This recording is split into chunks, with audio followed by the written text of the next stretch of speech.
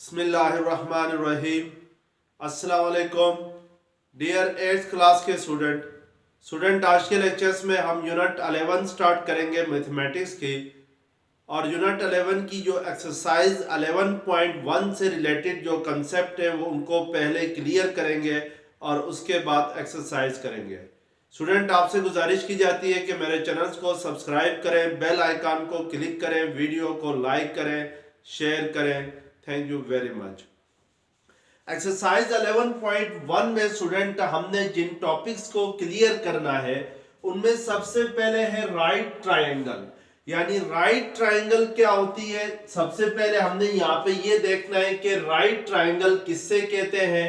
और इसके बाद हमने सेकंड टॉपिक हमारे पास जो होगा वो base of a right triangle क्या होती है। थर्ड जो टॉपिक होगा जिसको हमने यहाँ पर देखना है that is perpendicular of a right triangle. और फोर्थ टॉपिक जो है वो हमारे पास हाइपोटेन्यूज क्या होता है किसी राइट ट्रायंगल का। और जो फिफ्थ टॉपिक है वो है Pythagoras theorem of a right triangle, यानी किसी राइट ट्रायंगल का पाइथागोरस थ्योरम किससे कहते हैं। तो ये हमारे पास मेन टॉपिक्स हैं आज के लेक्चर्स के। तो सबसे पहले हम यहाँ पे राइट ट्रायंगल को डिफाइन करते हैं कि राइट ट्रायंगल किससे कहते हैं। राइट ट्रायंगल, जैसा कि आपको मालूम है कि ट्रायंगल एक ऐसी फिगर को कहते हैं जो 3 साइडेड हो और क्लोज्ड फिगर हो। यानी any 3 sided closed figure is called triangle. और हमने यहाँ पे राइट ट्रायंगल को डिफाइन करना है तो राइट ट्रायंगल की डेफिनेशन होगी कि a triangle in which one angle is equal to 90 degree. यानी एक ऐसी ट्रायंगल जिसमें एक एंगल किसके इक्वल हो, 90 डिग्री के इक्वल हो, तो फिर ऐसी ट्रायंगल को हम क्या कहते हैं, राइट ट्रायंगल कहते हैं। जैसे लेट्स सपोज मैं आपके सामने एक ट्रायंगल बनाता हूं, तो इस ट्रायंगल के अंदर ये जो एंगल, इसको मैं लेट्स सपोज इसको वर्टेक्स ए कह देता हूं, इसको वर्टेक्स बी कहता हूं, इसको वर्टेक्स सी कहता हूं। तो हमें नजर आ रहा है कि जो एंगल सी है ये किसके इक्वल है, ये 90 डिग्री के इक्वल है। तो इट मींस कि इस ट्रायंगल के अंदर एक एंगल यानी एंगल सी जो है वो 90 डिग्री के इक्वल है। तो इसलिए हम इस ट्रायंगल को क्या कहेंगे, राइट ट्रायंगल कहेंगे। अगर इसी तरीके से लेट्स सपोज मैं ये ट्रायंगल बनाऊं, तो इस ट्रायंगल में कोई भी एंगल जो है वो 90 डिग्री के इक्वल नहीं है, यानी हर एंगल 90 डिग्री से क्या है, छोटा है। तो इट मींस कि ये जस्ट ट्रायंगल है, राइट ट्रायंगल नहीं है। तो राइट ट्रायंगल एक ऐसी ट्रायंगल को कहते हैं जिसमें एक एंगल किसके इक्वल हो, 90 डिग्री के इक्वल हो। अब स्टूडेंट इस 90 डिग्री की ये जो आपके पास एडजेसेंट साइड है, ये आपके पास यानी साइड ए सी क्या कहलाता है, इसका इस राइट एंगल ट्रायंगल की बेस कहलाती है। लेट्स सपोज ये जो साइड ए सी है ये आपके पास एंगल बी की अपोजिट साइड बनती है, तो इसको हम स्मॉल बी के साथ रिप्रेजेंट करते हैं। तो B is the base of the right triangle होगी। इसी तरीके से साइड बी सी जो होगी, जो एडजेसेंट साइड ऑफ 90 डिग्री है, तो इसको हम कहते हैं परपेंडिकुलर कहते हैं, परपेंडिकुलर कहते हैं। और यहां पर क्योंकि ये जो परपेंडिकुलर है ये एंगल ए की अपोजिट साइड बन रही है, तो इसको हम किससे रिप्रेजेंट करेंगे, स्मॉल ए से रिप्रेजेंट करेंगे। तो इट मींस कि B C is the perpendicular of the right triangle होगा। इसी तरीके से जो साइड ए बी है यानी जो 90 डिग्री की अपोजिट साइड है, इसको हमेशा क्या कहते हैं, हाइपोटेन्यूज कहते हैं।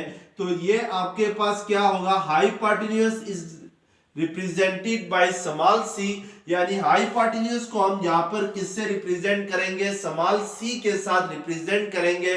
तो ये आपके पास क्या होगा, हाइपोटेन्यूज होगा।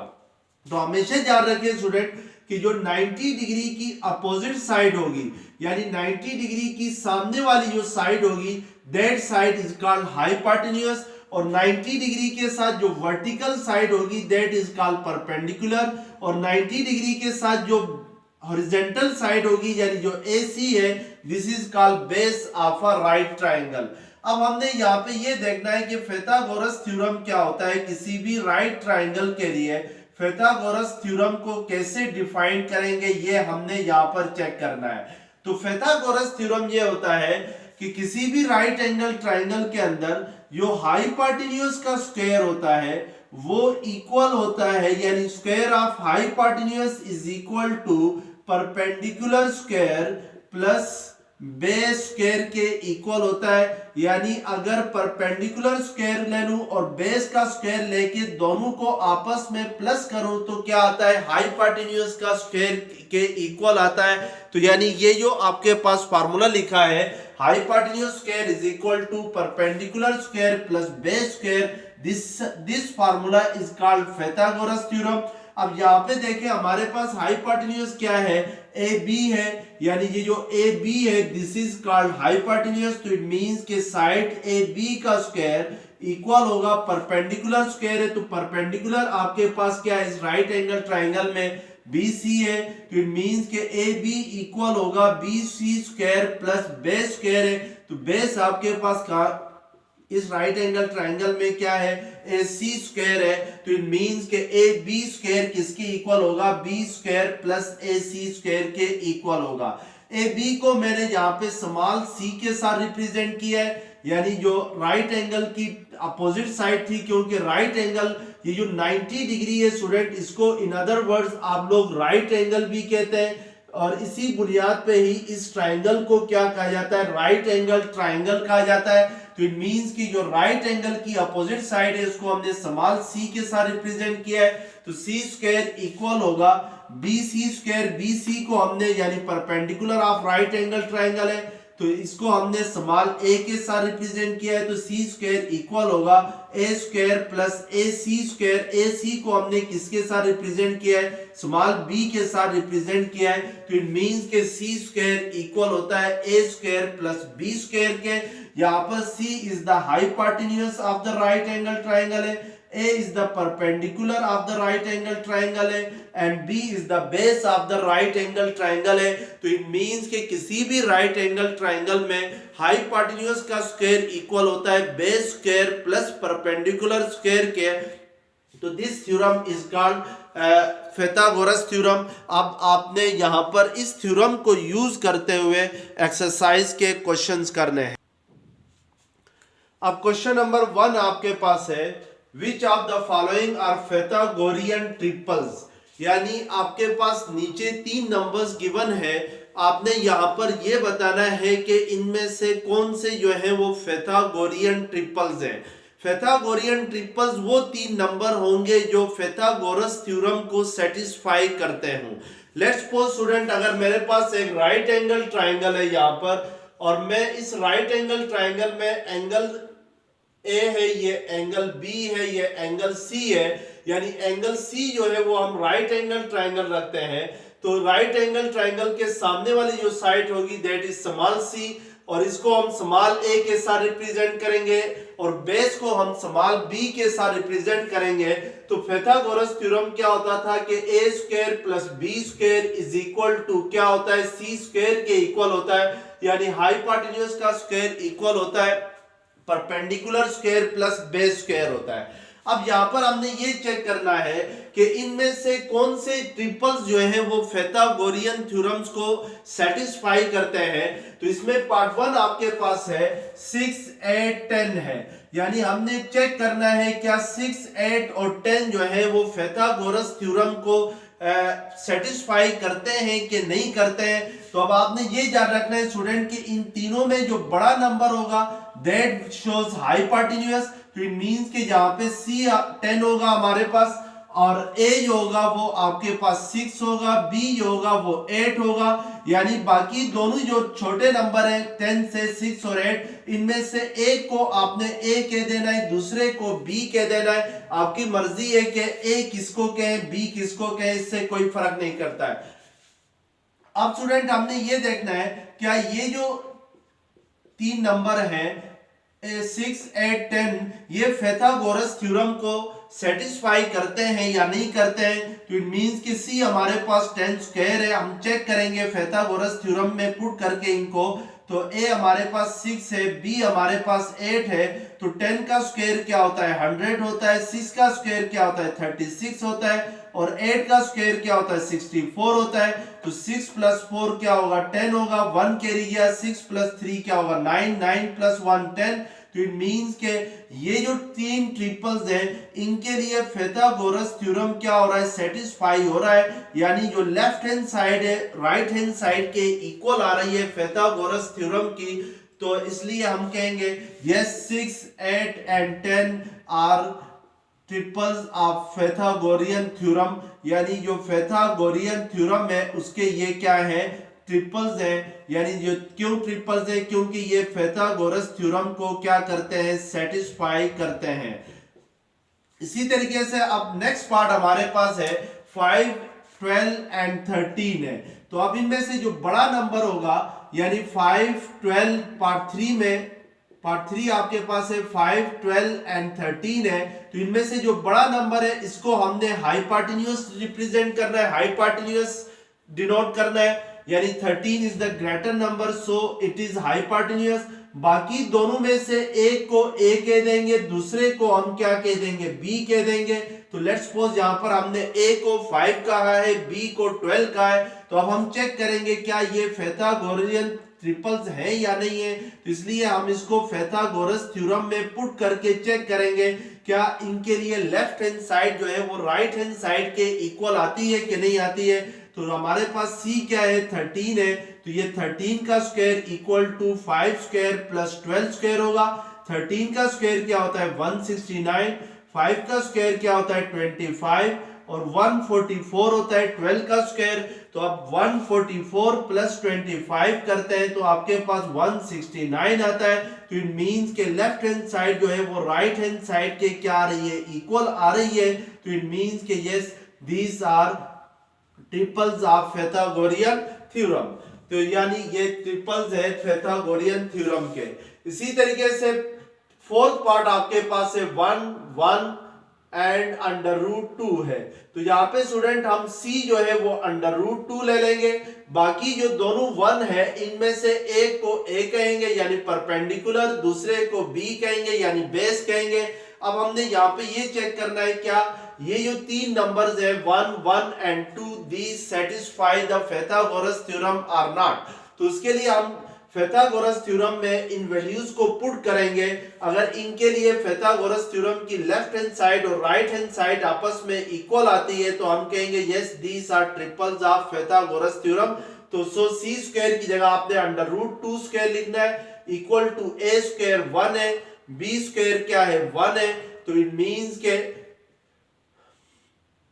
ए की जगह 1, इस ए स्क्वायर की जगह 1 का स्क्वायर लिखेंगे, बी स्क्वायर की जगह 1 का स्क्वायर लिखेंगे, 2 और स्क्वायर रूट कैंसिल हो जाएंगे। लेफ्ट हैंड साइड पे राइट हैंड साइड पे 1 का स्क्वायर 1 होता है और इस 1 का स्क्वायर भी 1 होता है। 1 प्लस 1 क्या होगा 2 होगा। तो इट मींस के इनके लिए भी left hand side right hand side के इक्वल आती है Pythagoras थ्योरम की। तो इट मींस के yes these are triples of क्या होंगे Pythagorean ट्रिपल्स होंगे because here Pythagoras theorem satisfied.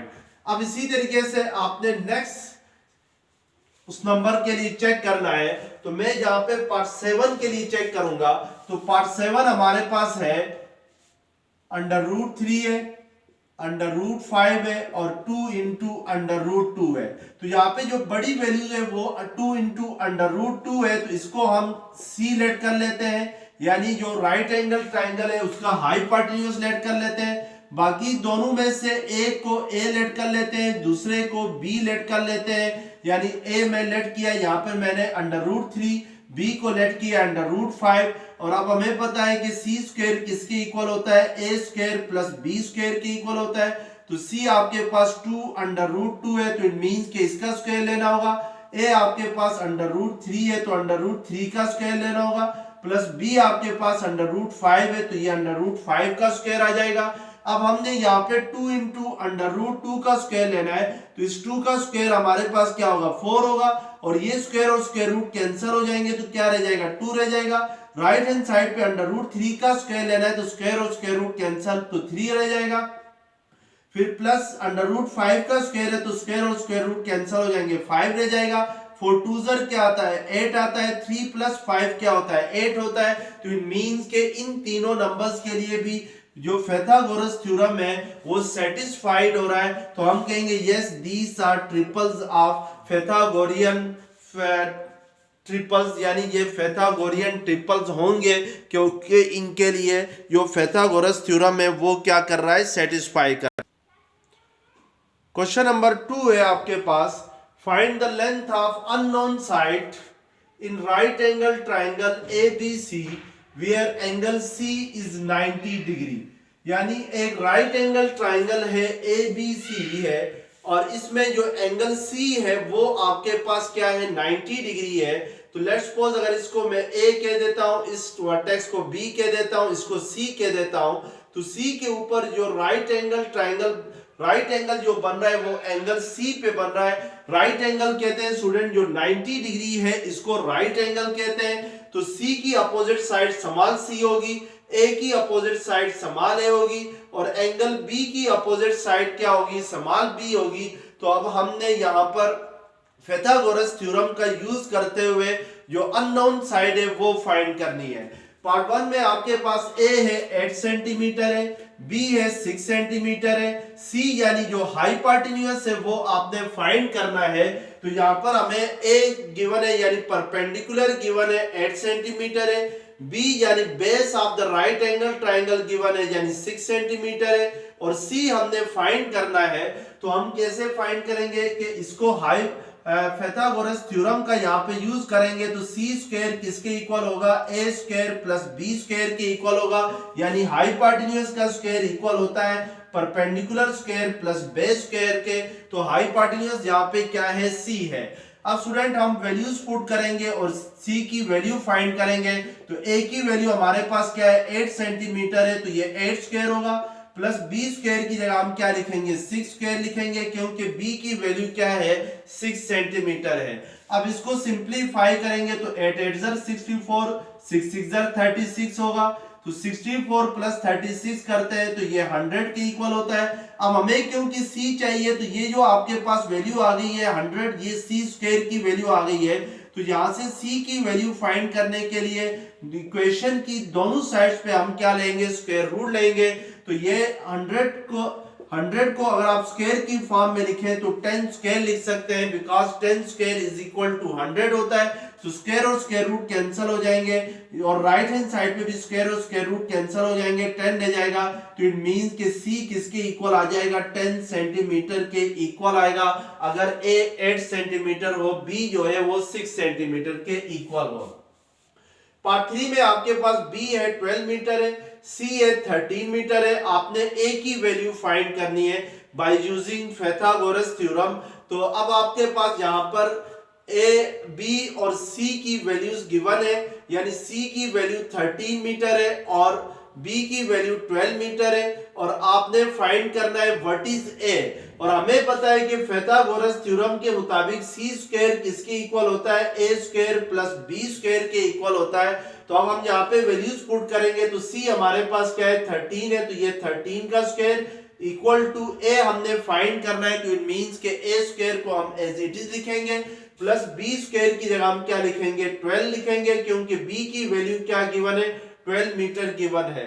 अब यहां से 13 का स्क्वायर क्या होता है 169 होता है, A स्क्वायर इसी तरीके से आएगा, और 12 का स्क्वायर क्या होता है 144 होता है। अब हमने 144 को इक्वेशन की लेफ्ट हैंड साइड पे शिफ्ट करना है, तो राइट हैंड साइड पे ये प्लस हो रहा है, तो लेफ्ट हैंड साइड पे जाके ये क्या होगा माइनस होगा। तो इट मींस के A स्क्वायर किसके इक्वल आ जाएगा 25 के इक्वल आएगा। 169 माइनस 144 क्या होता है 25 होता है। तो अब अगर A स्क्वायर 25 है तो A फाइंड करने के लिए दोनों साइड से हम स्क्वायर रूट लेंगे। तो 25 किस नंबर का स्क्वायर है 5 का स्क्वायर है, तो 25 को स्क्वायर रूट ऑफ 5 स्क्वायर लिख सकते हैं, यानी इक्वेशन की दोनों साइड्स पे हमने स्क्वायर रूट ले लिया है तो स्क्वायर और स्क्वायर रूट कैंसिल हो जाएंगे, तो a क्या आ जाएगा 5 मीटर के इक्वल आएगा। तो इट मींस के a हमारे पास क्या आएगा 5 मीटर आएगा। जो पहले स्टूडेंट यहाँ पर b और c जो है वो मीटर में गिवन है, तो फिर a की जो वैल्यू आएगी वो भी किस में आएगी, मीटर में आएगी। जिस तरीके से पार्ट 1 में a और b जो है वो सेंटीमीटर में गिवन थे, तो c की वैल्यू हमारे पास किस में आ गई थी, 10 सेंटीमीटर में आ गई थी। अब पार्ट 4 आपके पास है a is equal to 4 centimetre, b is equal to under root 3 centimetre, c आपने फाइंड करना है। तो जस्ट आपने पाइथागोरस थ्योरम का यूज करते हुए c की वैल्यू फाइंड करनी है। तो c किसके इक्वल होता है, a square plus b square के इक्वल होता है। यहां से अगर हम a की वैल्यू पुट करें तो a हमारे पास 4 सेंटीमीटर है, तो a की जगह 4 रखेंगे।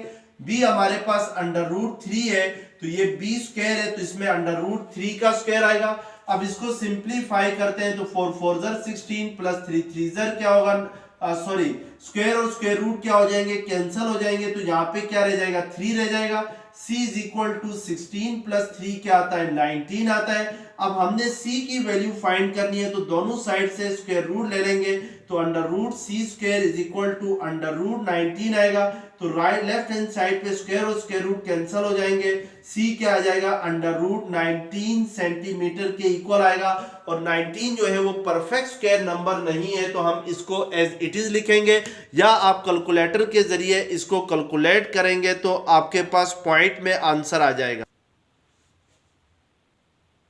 अब क्वेश्चन नंबर 4 आपके पास है, one side of a right isosceles triangle is 10 centimetre long, find the length of side opposite to right angle. Student यहां पर आपसे कह रहा है कि एक आइसोसेलेस राइट एंगल ट्राइंगल है और उसकी एक साइड की जो लेंथ है वो 10 सेंटीमीटर के इक्वल है, और आपसे पूछ रहा है what is the length of the side opposite to right angle, यानी राइट एंगल के सामने वाली जो साइड है उसकी लेंथ क्या होगी। तो पहले ये याद रखें कि आइसोसेलेस ट्राइंगल एक ऐसी ट्राइंगल होती है जिसमें दो साइड्स इक्वल हों, और अब उसने यहां पर कहा हुआ है right isosceles triangle. Right isosceles triangle का मतलब यह है कि एक ऐसी आइसोसेलेस ट्राइंगल जो इसमें एक एंगल जो है वो 90 डिग्री के इक्वल हो, तो उसमें उसको हम कहते हैं राइट आइसोसेलेस ट्राइंगल कहते हैं। जैसे लेट्स सपोज मैं आपके सामने एक राइट एंगल ट्राइंगल बनाता हूं ए बी एंड सी, और इसमें जो एंगल सी है ये 90 डिग्री के इक्वल है, और इसकी जो अपोजिट साइड है इसको हम स्मॉल सी से रिप्रेजेंट करते हैं, ए की अपोजिट साइड को स्मॉल ए से, और एंगल बी की अपोजिट साइड को स्मॉल बी के साथ क्या करते हैं, रिप्रेजेंट करते हैं। अब उसने क्वेश्चन में कहा हुआ है कि one side of a right isosceles triangle is 10 centimetre, यानी इस राइट आइसोसेलेस ट्राइंगल की एक साइड जो है वो 10 सेंटीमीटर है। मैं लेट्स सपोज यहां पर ए को 10 सेंटीमीटर लगता हूं। अब यहां पर हमें पता है कि आइसोसेलेस ट्राइंगल वो ट्राइंगल होती है जिसमें दो साइड्स आपस में इक्वल हो। तो इट मींस कि अगर ए 10 सेंटीमीटर है तो फिर बी भी क्या होगा, 10 सेंटीमीटर होगा, क्योंकि कोई भी राइट आइसोसेलेस ट्राइंगल वो ट्राइंगल होती है जिसमें परपेंडिकुलर और बेस इक्वल हो। कभी भी किसी भी राइट एंगल ट्राइंगल के अंदर हाइपोटेन्यूज जो होता है वो ना परपेंडिकुलर के इक्वल होता है ना बेस के इक्वल होता है। तो इट मींस कि राइट आइसोसेलेस ट्राइंगल वो ट्राइंगल होती है जिसमें परपेंडिकुलर और बेस आपस में इक्वल हो। अगर परपेंडिकुलर को मैं 10 सेंटीमीटर रखूं तो फिर बेस भी उसकी क्या होगी, 10 सेंटीमीटर होगी। और उसने हमसे क्वेश्चन में कहा हुआ है कि find the length of the side opposite to the right angle, यानी राइट एंगल की सामने वाली जो साइड है वो कौन सी बन रही है, हमारे पास ए बी बन रही है, जिसको हमने स्मॉल सी के साथ रिप्रेजेंट किया है। इसकी लेंथ फाइंड करनी है। तो इट मींस कि यहां पर ये कौन सी साइड बन रही है, हाइपोटेन्यूज बन रही है। तो इट मींस कि हमें हाइपोटेन्यूज फाइंड करना है। तो इसका मतलब है कि अगर परपेंडिकुलर को हम यहां पे सपोज करते हैं 10 सेंटीमीटर के, यानी परपेंडिकुलर आपके पास ए है तो ए 10 सेंटीमीटर होगा, तो फिर बेस भी क्या हो जाएगी, वो भी 10 सेंटीमीटर के इक्वल होगी, क्योंकि उसने क्वेश्चन में कहा हुआ है कि राइट आइसोसेलेस ट्राइंगल का है, यानी राइट आइसोसेलेस ट्राइंगल वो है जिसमें आपके पास जो है वो बेस और परपेंडिकुलर आपस में इक्वल हो। तो इट मींस कि हम हाइपोटेन्यूज यहाँ पे क्या करेंगे, फाइंड करेंगे। अब हाइपोटेन्यूज फाइंड करने के लिए पाइथागोरस थ्योरम का यूज करते हैं। तो पाइथागोरस थ्योरम क्या होता है, हाइपोटेन्यूज का स्क्वायर इक्वल होता है base perpendicular square plus base square के। तो हाइपोटेन्यूज हमने चूंकि यहाँ पे फाइंड करना है तो इसको एज इट इज रखेंगे। परपेंडिकुलर हमारे पास क्या है 10, तो ये मींस के ए स्क्वायर की जगह 10 का स्क्वायर आएगा। बी भी क्या है 10 है, तो इट मींस कि ये बी स्क्वायर की जगह 10 का स्क्वायर आएगा। तो ये 10 का स्क्वायर क्या होता है 100 होता है। 100 प्लस 100 क्या होगा 200 होगा। अब हमें क्या चाहिए, सी चाहिए, तो दोनों साइड से क्या लेंगे, सी स्क्वायर का भी स्क्वायर रूट लेंगे और 200 का भी क्या लेंगे, स्क्वायर रूट लेंगे। अब हमने स्क्वायर और स्क्वायर रूट क्या हो जाएंगे, कैंसिल हो जाएंगे, तो लेफ्ट हैंड साइड पे सी रह जाएगा और स्क्वायर रूट ऑफ 200 को हम लोग लिख सकते हैं 200 को आप 2 into 100 लिख सकते हैं। और यहां से ये जो 2 एज इट इज आ जाएगा। 100 को किस नंबर का स्क्वायर है, 10 का स्क्वायर है, तो इट मींस कि 100 को 10 का स्क्वायर लिख सकते हैं। 10 के ऊपर जो स्क्वायर है उसको स्क्वायर रूट के साथ कैंसिल हो जाएगा और ये 10 बाहर आ जाएगा। स्क्वायर रूट में जस्ट क्या रह जाएगा 2 रह जाएगा। तो इट मींस कि 10 into √2 centimetre is the hypotenuse या side opposite to right angle. तो that is the 10 into √2 centimetre के इक्वल हो जाएगी। तो इस तरीके से हम क्या करते हैं, ये फाइंड करते हैं।